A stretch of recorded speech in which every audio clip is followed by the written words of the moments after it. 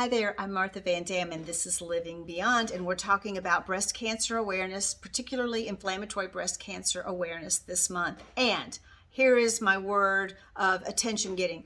Positivity can be toxic.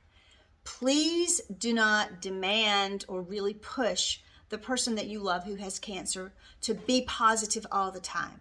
Now, the caveat, I will agree with you. The more that we can focus our minds on hopeful outcomes, on the positive, then the less we're feeding our mind with the negative and the stress and the anxieties. All true. But we cannot live in a place where we're only positive, because that's not true. Life is not only positive. Life has some very difficult things, and a cancer journey itself brings with it an awful lot of grief, an awful lot of confusion, an awful lot of new things to be processed. Well, as the brain is processing that, it cannot process all of those thoughts and ideas and new ways of living and the truths of what the illness is. It cannot process all of those only by being positive. It has, in order for us to process everything that's involved in cancer, there must be a certain amount of grief, a certain amount of questions asked, a certain amount of anger, a certain amount of sadness, a certain amount of depression, a certain amount of fears. And as the person is they need to process those things. And we need to get to a place where they are not conquering us and like our fears aren't running the show.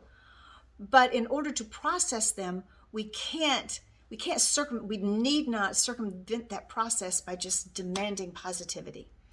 So if your person has cancer, listen to them first before you start trying to push the positivity, before you start trying to give the bright side of things or the positive side, or let's stay in the positive. We dare not go negative. We need to allow our person space to work through all they've got to work through. The cold, hard truth is, no cancer patient wanted to have cancer. No cancer patient is happy about it. And also the cold, hard truth is most cancer patients at some point in time have a new reality that they have to face. They have to face the fact that my body knows how to make cancer. What do I do with that? We must give them room to have their processing time. We must give them room to come to their conclusions without the added weight of, and be happy about it. Always be happy. You don't want your person, in addition to having to process all that they're having to process, you don't want them also feeling the weight of appearing happy for you to make you happy.